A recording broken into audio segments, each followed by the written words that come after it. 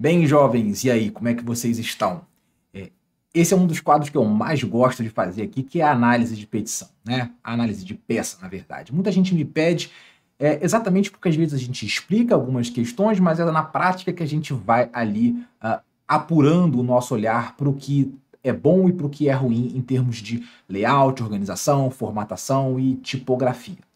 Então esse é um pedido que eu tenho muito lá dos seguidores no Instagram e também dos alunos do curso, e eu estou trazendo aqui, enfim, algumas análises. Já tem uma da petição com o Visualó, aquela petição famosa da AMIL, onde eu faço ali algumas ponderações. Se você não assistiu, dá uma conferida lá, que é bem bacana. E hoje um seguidor me enviou essa semana, na última semana, uma opinião, um parecer do advogado Lênio Streck. Não sei se pronuncia exatamente assim, mas enfim, se não for, minhas sinceras desculpas.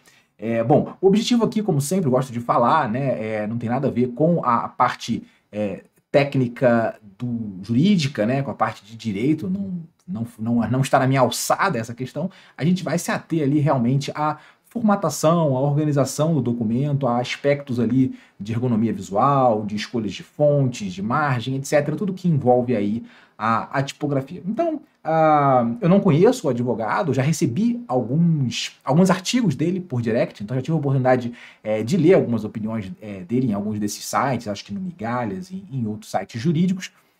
Mas enfim, vamos lá, vamos passar para o documento, que é isso que eu tenho certeza que vocês estão esperando. Então, bem, eu devo dizer de pronto, de imediato, tá? Já para dar um grande spoiler dessa análise de documentos, que talvez esse seja o documento melhor formatado que eu já peguei aqui para analisar e que eu já recebi também aí no direct, no e-mail, nacional ou internacional. Eu realmente estou bastante perplexo, ou perplexo, como diria nosso amigo Gil Away, do Hermes e Renato, com a qualidade desse documento, com as escolhas corretas do início ao fim. Eu praticamente não tenho nada para ponderar aqui negativamente. Então, um ótimo exemplo de como um bom documento deve ser. E vamos analisar então o que faz um bom documento e quais são essas questões aqui, né? Então, em primeiro lugar, eu vou fazer um afastamento aqui para a gente ter um olhar bom em relação ao layout, né? Ao layout geral, aquela aparência mais geral, né? Então a gente já nota aqui que nós temos um documento, como eu sempre falo, né? Com pouco ruído, você não vai achar sublinhado nesse documento. Deus abençoe esse jovem advogado, que coisa linda, meus parabéns. Então não tem sublinhados no documento, não tem uma porção de negritos no documento, não tem marca-texto no documento, não tem ícones, carinhas, martelinhos, nada disso no documento. É um documento sóbrio, mas ao mesmo tempo ele é muito convidativo, porque ele tem alinhamentos fortes, né? Muito bem feitos e muito bem definidos. A gente já olha para o documento, então ele tem essa definição. A gente vai analisar até o alinhamento mesmo de uma forma mais específica quando eu for falar do alinhamento. Cabeçalho e rodapé estão bem livres, então nós temos boas áreas de respiro, margens generosas, né? Eu chutaria aqui que nós estamos talvez com 3,5 de cada lado, talvez com 7 centímetros de margem, né? Então, ótimas margens bem generosas. No cabeçalho, a gente também tem um espaço em branco muito grande, um ótimo respiro. Ele também utilizou aqui na primeira página propositalmente um espaço, né? Muita gente me pergunta sobre esse espaço no início para petições, e eu sempre falo, não é mais necessário, né? Porque a gente, hoje, com a judicialização, desculpa, com a virtualização dos processos, não há mais necessidade desse espaço que antigamente os juízes utilizavam para despachar.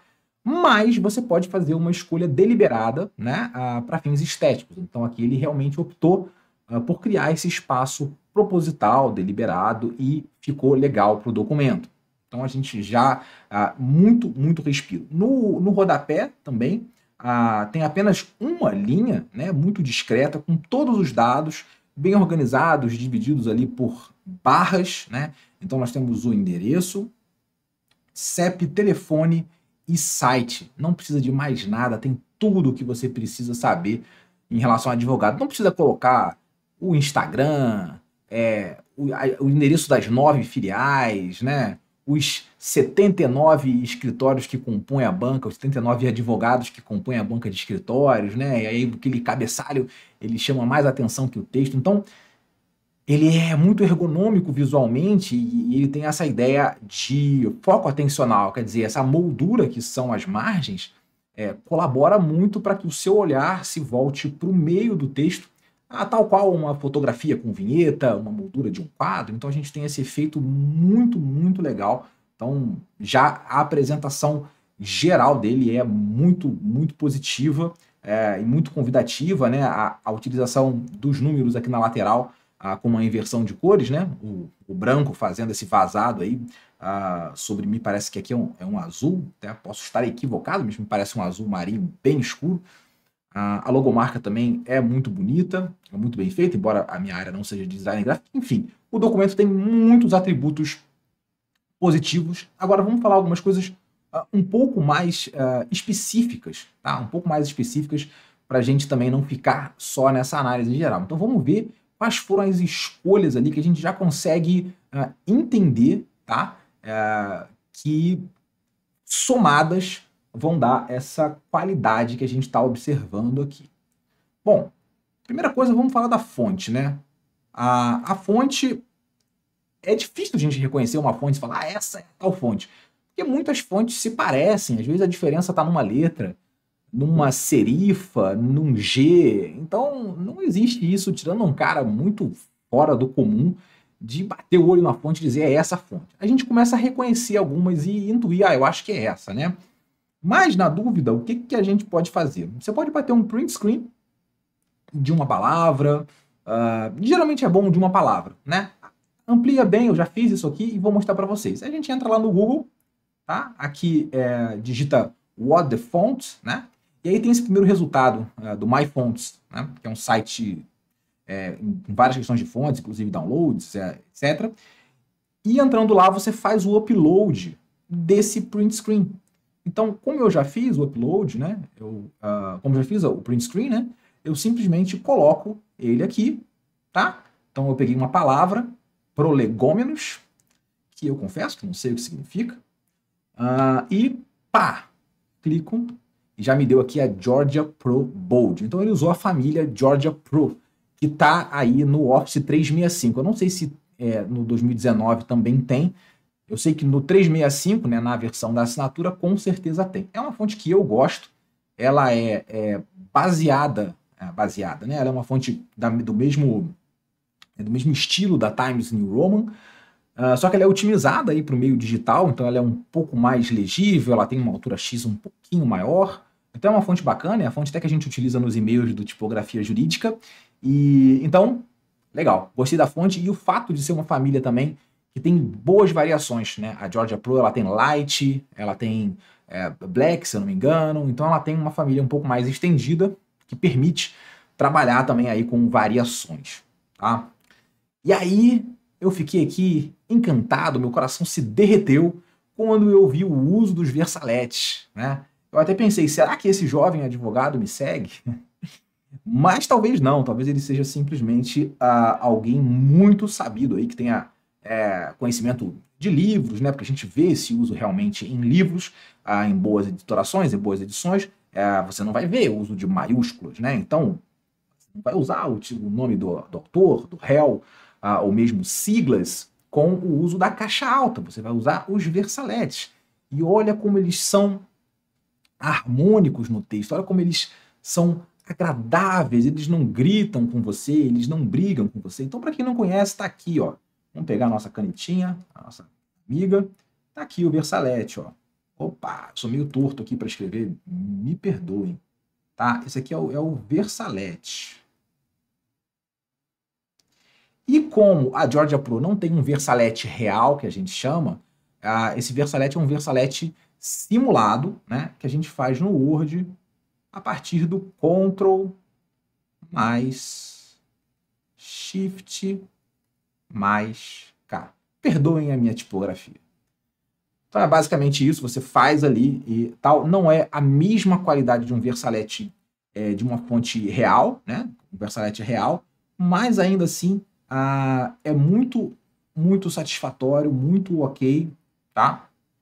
Por que minha borracha não tá funcionando? Essa borracha tá ruim, pô. Já é um uso muito ok e muito melhor do que a caixa alta. Na verdade, a caixa alta é um péssimo hábito tipográfico aí, remanescente da época da máquina de escrever. Então, continuemos com nossa análise. Tá? Vamos pegar a nossa canetinha de novo, comentar, lápis. E aí, com relação ao alinhamento, é um alinhamento justificado, tá? Até aí nenhuma novidade, vocês provavelmente utilizam esse alinhamento também. Ele é um alinhamento, digamos assim, convencional, aí, mais utilizado para textos desse tamanho de coluna, né? Que são as colunas de uma folha 4, petições, enfim, e outros documentos jurídicos. Mas a gente pode observar algumas coisas aqui que diferem e tornam esse alinhamento, na minha opinião, mais interessante. O primeiro deles é um outro uso maravilhoso do nosso querido hífen, a nossa querida hifenização. Olha o hífen aqui, ó. Vamos lá, ó. Opa! Olha o hífen aqui. A gente vai achar outros aqui na petição. Pera aí. Olha o hífen aqui. E para que serve essa hifenização, Júlio? Para que faz isso, né? Vocês vão abrir aí, peguem um livro na casa de vocês, vocês vão ver que o texto é hifenizado. E para que serve isso? Para que o processador de texto, podendo quebrar aquela palavra ao meio, ele não tenha que fazer a opção de jogar para cima ou para baixo, criando espaços irregulares aí na sua linha, né? Aqueles buracos de rato, né? Aqueles buracos de queijo, né? Não de rato, buracos de queijo, né? Que dá aquela coisa, parece que tá tudo meio carcomida ali. E na jurisprudência fica ainda pior, porque a coluna é menor, então essa necessidade de jogar para cima, para baixo, abre espaços ainda maiores. Então, hifenização, nota 10. Uso, uma coisa que quando eu descobri, também derreteu o meu coração. Eu adoro a hifenização, é uma das coisas que eu acho mais legais. Você encontra a ferramenta lá na guia Layout do Word, a hifenização automática. E a outra coisa que eu ia comentar desse alinhamento também, que um outro uso que eu comento e que eu gosto bastante, que é o uso da separação de parágrafos sem recuo de primeira linha, tá? Muita gente fala para mim, Júlio, como assim não vou usar recuo de primeira linha? Eu aprendi lá com a tia que tem que colocar um dedo. E aí chega na petição do escritório, tem 7 centímetros de recuo, né? A petição começa quase que lá na ponta direita, começa lá onde o Éder Luiz jogava em 2011. Então, assim, primeiro que não precisa desse recuo gigantesco de forma alguma, isso não existe, né? Não existe essa viagem. E segundo que quando você espaça os parágrafos, como está aqui, né? Então, assim, eu tenho um espaçamento aqui, né? Um espaçamento aqui que me parece, sei lá, um espaçamento talvez de 12 pontos, né? Eu não preciso do recuo porque os dois falam a mesma coisa para o teu leitor. Alguém aí pode escrever, tem dúvida de que há uma separação de parágrafo aqui só porque não tem um recuo? Vocês sentiram falta do recuo na hora de ler? Vocês sentiram a dificuldade de compreender que uma ideia, né, que um parágrafo terminou aqui e o outro começou? Eu acho que é difícil, né, porque tem um grande espaço ali. Então a gente pode usar sempre a opção, né, o recuo ou espaçamento. Esse aí é o uso clássico da tipografia, é o que a gente considera aí o padrão ouro. Então, esse alinhamento ficou muito bacana. Isso dá ainda uma coisa mais retilínea na esquerda, né? Deixa essa marca ainda mais forte do que quando você deixa o recuo, que acaba tendo uma ligeira variação, né? E isso, somado à hifenização, dá esse aspecto muito retinho, muito certo para o documento, que eu particularmente gosto, né? E há um contraste legal, né, com essa fonte com serifa, com um ar um pouco mais tradicional, com um ar um pouco mais clássico, com um alinhamento que eu talvez julgasse um pouco mais moderno, né? A própria composição do documento, né, nesse alinhamento bem retinho, me dá um tom um pouco mais moderno. E vamos continuar aqui na análise, né, que está mais virando uma análise elogiosa, porque realmente ele logrou êxito aqui nesse documento. Eu queria até ver outros documentos, porque realmente petições, etc. Se vocês tiverem aí documentos públicos, eu quero ver, para quem sabe analisar futuramente. Então, vamos continuar. Falamos de fontes, falamos de Versalete, falamos de alinhamento com hifenização. O que mais há para falar aqui? Eu vou aproveitar que a gente está falando de alinhamento para falar desta numeração de parágrafo. Né? Muita gente me pergunta numeração de parágrafo. Eu tenho um vídeo aqui no canal sobre numeração de parágrafo, onde eu dou minha opinião, mas resumindo, eu considero ela opcional. Né? Acho que é um uso que faz sentido se fizer sentido para você, né? Ou para o seu leitor. Mas eu, como leitor de petições, como servidor da justiça, nunca dei muita bola para isso. Eu prefiro a divisão em tópicos e subtópicos, como aqui está bem dividido, né? Em tópicos bem claros, bem definidos, com a sua, né? Com você nomeando ali o tópico. Mas o que eu achei muito legal aqui, esse é um uso que a gente vê muito em algumas cortes lá fora, é que a gente tem aqui o que a gente chama de recuo negativo. Então, o texto está aqui, né? A gente tem um alinhamento aqui, e a numeração ela está fora do nosso alinhamento, né? Ela está com um recuo negativo, tá? É o uso que eu mais gosto para numeração de parágrafo disparado, muito melhor do que ele começar, por exemplo, aqui, né? Poderia ser, começou aqui, aí o texto começou aqui, né? Ou então começou aqui e o texto começou aqui. Assim, você tira bastante do ruído, né? Você deixa ele realmente bem destacado ali e dá uma certa leveza, né? Uma organização, uma coisa muito, muito positiva que eu gosto muito. Inclusive, eu vou adicionar essa aula no curso de tipografia jurídica, na aula de listas de numeração, que é a parte de recuo negativo, especialmente como fazer esse recuo aqui, que é algo muito bacana. Eu acho que para quem usa recuo é a melhor forma, sem sombra de dúvida. Então já falamos do cabeçalho do rodapé, já falamos das margens, já falamos das fontes, da hifenização, do Versalete. Eu gostei que ele usa como destaque o itálico, né? Então o itálico é uma ferramenta clássica de destaque. Então vê aqui que ele usa a opinião legal, né? Como uma forma de destacar aquela informação. Usa também o itálico em termos estrangeiros, como coach, que é um uso também correto, técnico, né? Adequado, perfeito. Rule of law também, né? Em inglês, maravilha. Então a gente tem vários usos aqui, de novo, em inglês, né? Então, uso perfeito do itálico, né? Ele está usando tanto quanto para destacar, e nome de obras também. Então a gente tem uma aula de itálico aqui. Aula de itálico, nome de obras, né? Livros, filmes, etc. Termos em língua estrangeira, que não foram trazidas ainda para o português, né? Você não precisa colocar, por exemplo, em e-mail, porque essa já está incorporada aí ao nossa shopping, enfim, essas palavras assim. E para destaque, uma ferramenta clássica de destaque, a ferramenta que a gente vai verificar muito nos livros, né? É um destaque que não mancha a página. Muito legal. E ao mesmo tempo ela faz o seu papel que você está lendo, e à medida que tem uma fonte diferente, uma palavra com um tipo, né, diferente, com a fonte em itálico, você automaticamente sente a diferença e percebe que aquilo é um destaque, não precisa daquele marca-texto que você adora colocar na sua petição. Tá? Então, maravilha, ele usou um negrito pontual aqui, tá?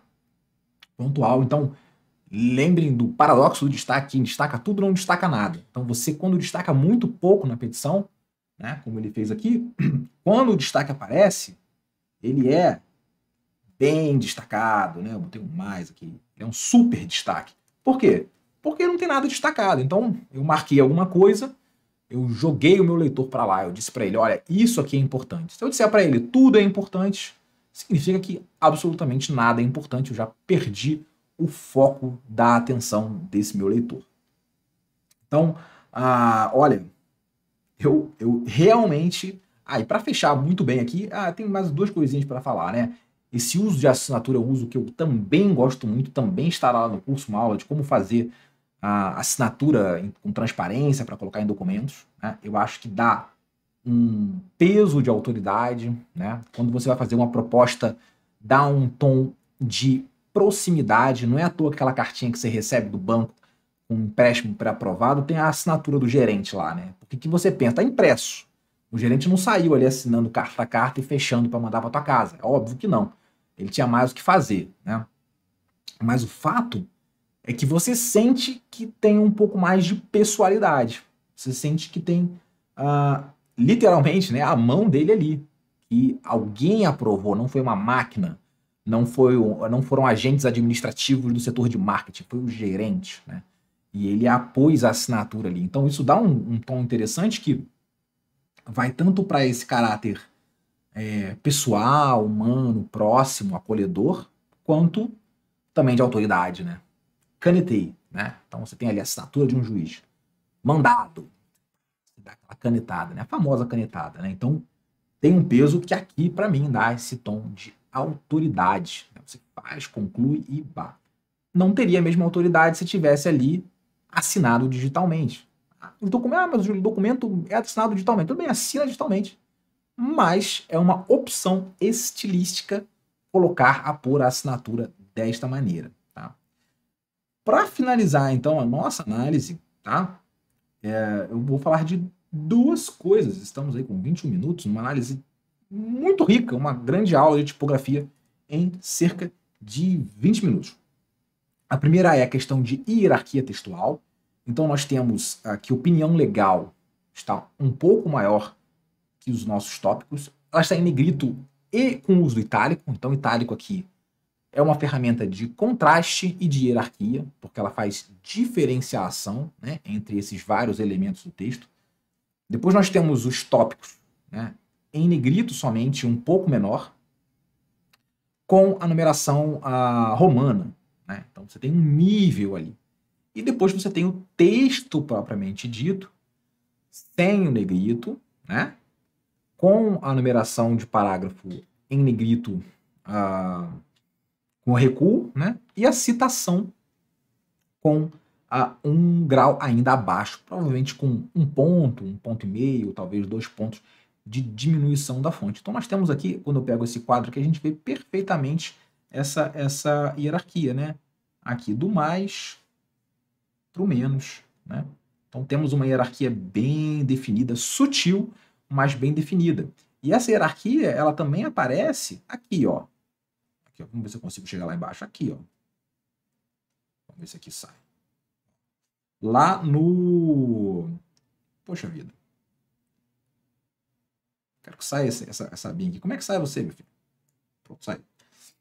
Lá embaixo é bem menor, né? Então, provavelmente lá a gente tem uma fonte, sei lá, 8, 9, né? Não posso colocar lá embaixo no meu rodapé o tamanho da citação ou o tamanho do corpo do texto, né? Então, todos os níveis hierárquicos aqui estão bem respeitados, né? Com esse contraste, ainda que de forma sutil, muito bom. Bom, Júlio, mas não tem nada para falar de moça, vai ficar só aí rasgando elogios a este documento. Bom, eu tenho uma observação, apenas uma observação para fazer aqui, apenas uma, né, negativa, né, digamos assim, não é nem negativa, né, mas uma observação aqui, uma correção, é que na citação direta em bloco, nós não precisamos de aspas. Na verdade, o uso da aspas aqui, ela é o que a gente fala no direito, é o famoso bis in idem.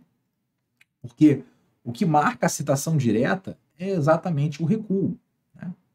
O documento estava bonito, agora ele está feio, ele está cheio de vermelho. É assim que as petições chegam lá para a gente analisar. Né? Então aqui, ó, beleza, ó, recuo. O recuo já fez a marca da citação. Né? Então não há necessidade, mais do que não haver necessidade, é um erro usar as aspas, assim como é um erro usar itálico, mas o itálico ele não usou, foram só as aspas. Então é a única observação tipográfica em todo o documento, tá? Vocês podem ver, inclusive, que se tiver outra citação aqui, eu acho que tem, Deixa eu ver se eu acho. A gente vai achar entre aspas, né? Entre aspas, no corpo do texto, que aí o uso correto é entre aspas. Quando você passa para a citação direta, para essa citação em bloco, né? Assim como nas regras da ABNT, corretamente também é assim, não se usam as aspas. Então, bom, pessoal, é isso. Escrevam aí o que vocês acharam nos comentários, me sigam lá, mandem documentos para outras análises. Eu adoro fazer isso aqui, que eu acho muito legal, acho que dá muita clareza. E esse documento foi, por si só, uma aula. Eu só colaborei aqui para ensinar, para explicar o que estava tornando ele um bom documento, como o seguidor que me mandou muito bem observou. Ele já tinha feito essa percepção, ele já tinha notado que era um bom documento. Ele falou: Júlio, minha impressão está correta? Analisa essa petição, por favor. Então, essa análise é em homenagem a ele, Hélio, grande Hélio, Hélio das guitarras, gente fina pra caramba, se formou aqui em Niterói, na Universidade Federal Fluminense também, como eu. Então, um abraço para você e para todos os seguidores que me acompanham lá, aqui e em todos os canais. Um abraço, pessoal, até a próxima.